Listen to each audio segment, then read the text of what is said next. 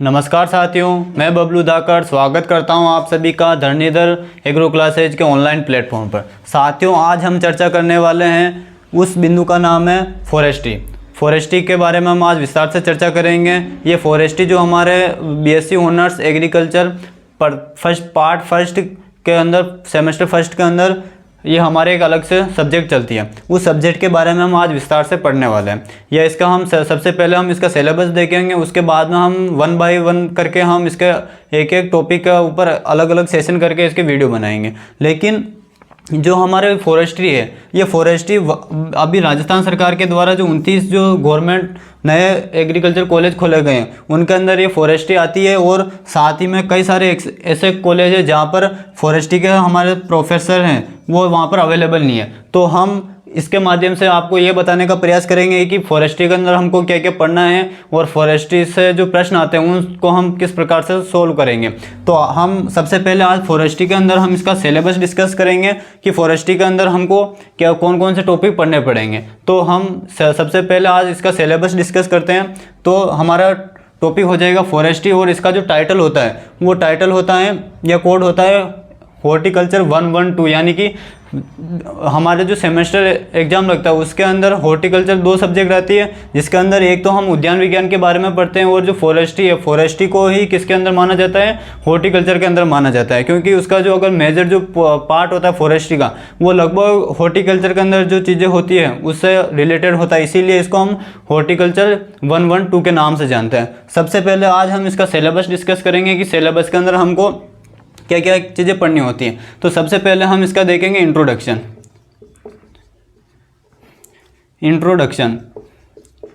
सबसे पहले हम फॉरेस्ट्री का इंट्रोडक्शन देखेंगे। ओवरऑल अगर हम बात करें तो आपके सिलेबस के अंदर लगभग 11 से 12 चैप्टर दिए गए हैं और उनका जो लेक्चर पीरियड दे रखा है वो लगभग 17 से 20 घंटे का दे रखा है। तो उनके बारे में हम डिस्कस करेंगे। तो सबसे पहला जो हमारा सिलेबस का पॉइंट होगा वो होगा इसका इंट्रोडक्शन। अब इंट्रोडक्शन में हमको इसके अंदर क्या क्या चीज़ें देखनी होगी।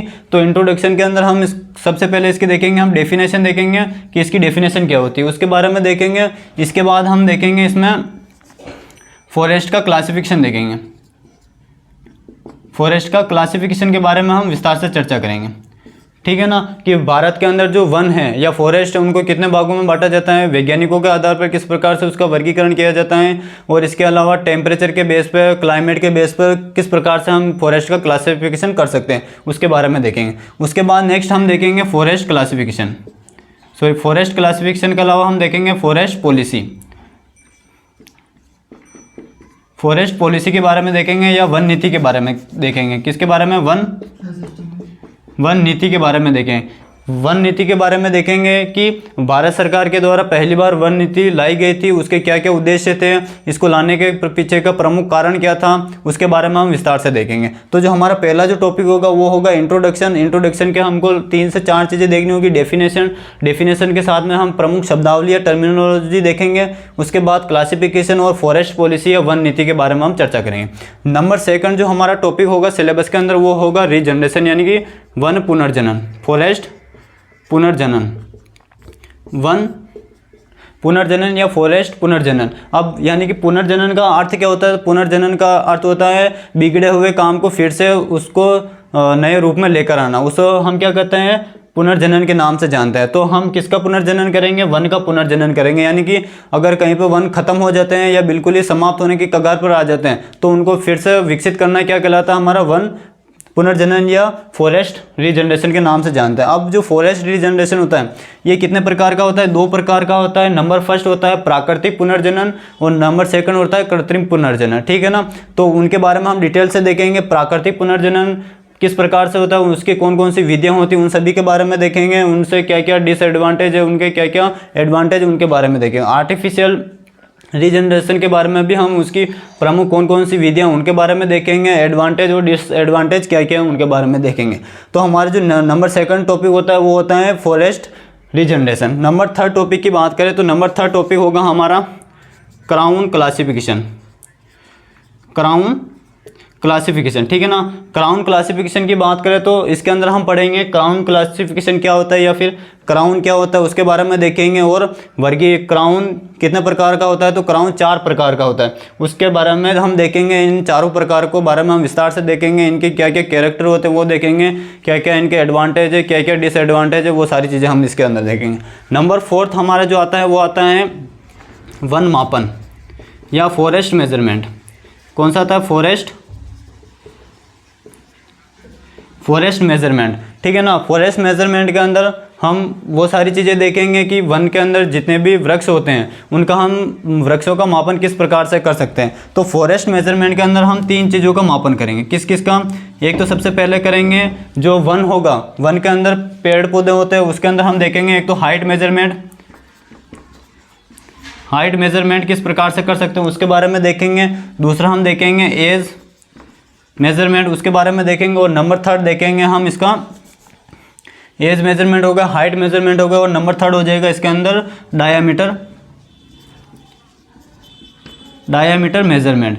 यानी कि पहले हम देखेंगे ऊंचाई, वृक्ष की ऊंचाई का मापन किस प्रकार से किया जाता है। दूसरा हम देखेंगे वृक्ष की उम्र किस प्रकार से हम माप सकते हैं और वृक्ष का व्यास किस प्रकार से मापा जाता है। तो हम फॉरेस्ट मेजरमेंट के अंदर ये 3 चीज़ों का मेजरमेंट करेंगे। कौन कौन से, हाइट मेजरमेंट, एज मेजरमेंट और डायमीटर मेजरमेंट, यानी कि ऊंचाई का मापन और उम्र का मापन और वृक्ष का व्यास का मापन, इन सभी के बारे में हम देखेंगे।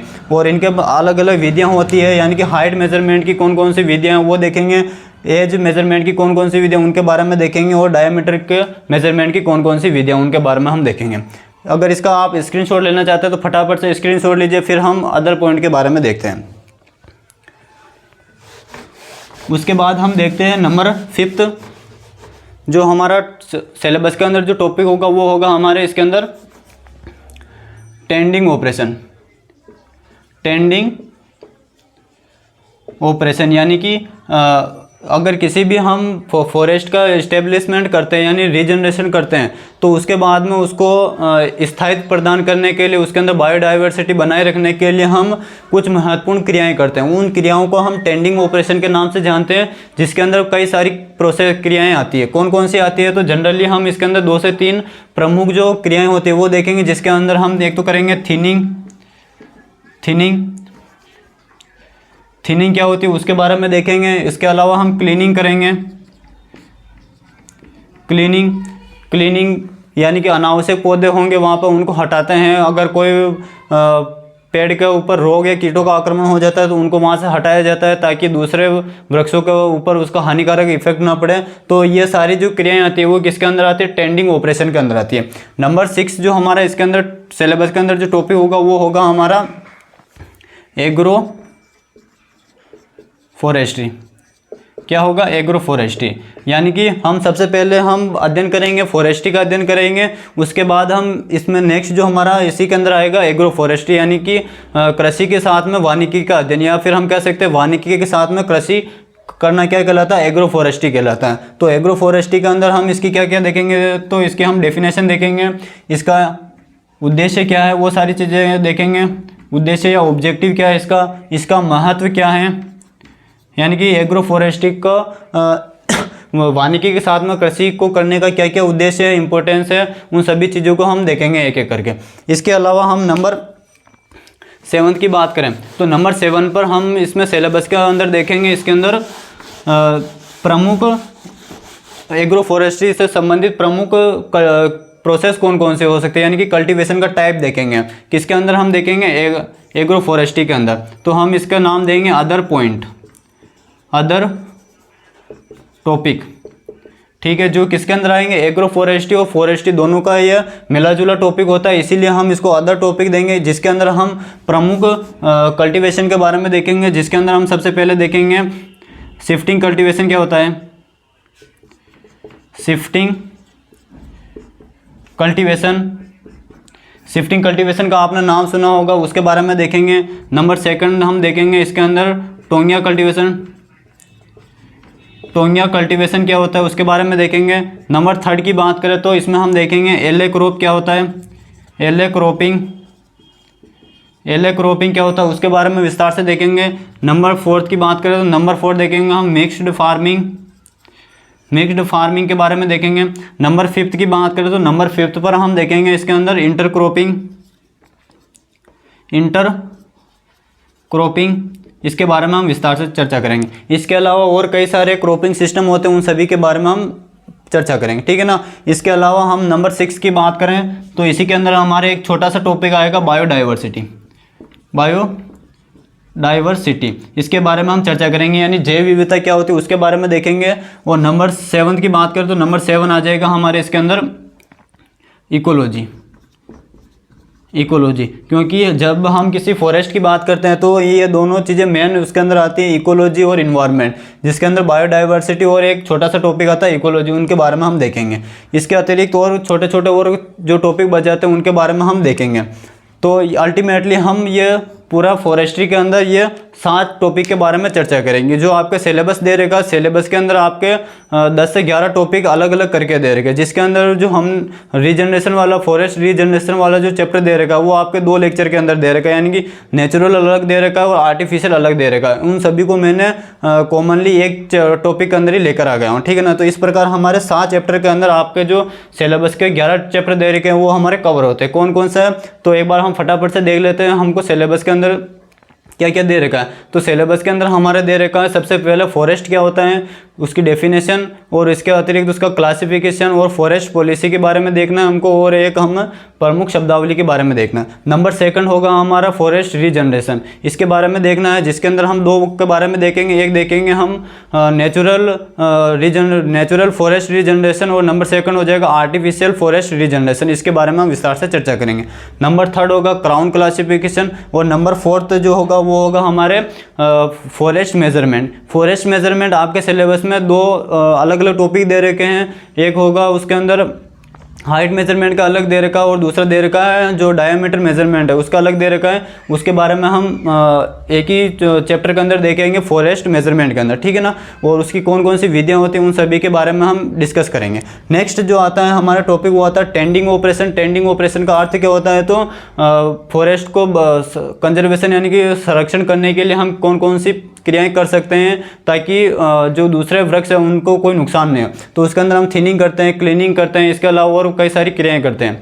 नेक्स्ट आएगा हमारा एग्रो फॉरेस्ट्री। एग्रो फॉरेस्ट्री भी काफ़ी इंपॉर्टेंट चैप्टर है हमारे, इसके बारे में अभी हम डिटेल से देखेंगे। एग्रो फॉरेस्ट्री क्या होती है, इसकी डेफिनेशन क्या है, इंपॉर्टेंस क्या है, इसको कृषि को वानिकी के साथ में लाने का प्रमुख उद्देश्य क्या रहा है, और भारत सरकार के द्वारा एग्रो फॉरेस्ट्री को अपनाने के लिए कौन कौन से प्रोजेक्ट चलाए गए उन सभी के बारे में हम चर्चा करेंगे। नेक्स्ट आएगा हमारा अदर टॉपिक आएगा जो कि एग्रो फॉरेस्ट्री और फॉरेस्ट्री दोनों से रिलेटेड होगा, जिसके अंदर शिफ्टिंग कल्टीवेशन क्या होता है, टोंगिया कल्टीवेशन, एले cropping, mixed farming, inter cropping और बायोडाइवर्सिटी और इकोलॉजी, इन सभी के बारे में हम एक एक करके स्टडी करेंगे। उम्मीद है आप सभी को ये सिलेबस जो फॉरेस्ट्री का सिलेबस है वो समझ में आया होगा, और इस जो ये फॉरेस्ट्री का जो सिलेबस है इसे आप अपने साथियों के साथ में भी साझा करें, क्योंकि राजस्थान की बात करें तो राजस्थान के अंदर लगभग 69 एग्रीकल्चर कॉलेज संचालित है। ये मैं केवल गवर्नमेंट की बात कर रहा हूँ, प्राइवेट की बात नहीं कर रहा हूँ। राजस्थान में लगभग 69 कॉलेज गवर्नमेंट कॉलेज संचालित है, जिसके अंदर आधे से ज़्यादा ऐसे कॉलेज है जिसके अंदर फॉरेस्ट्री का कोई स्टाफ नहीं है। तो आप उन साथियों के साथ भी इन्हें साझा करें ताकि वो भी फॉरेस्ट्री को पढ़कर अच्छे नंबर प्राप्त कर सकें, और उनको फॉरेस्ट्री जो एक बहुत अच्छा सब्जेक्ट है, प्रैक्टिकल भी होता है इसके अंदर, और वो साथी आसानी से समझ सके, सरल भाषा में इसे समझने का प्रयास कर रहे हैं। मिलते हैं नेक्स्ट क्लास में इसी उम्मीद इसी जोश के साथ में, तब तक के लिए जय हिंद जय भारत।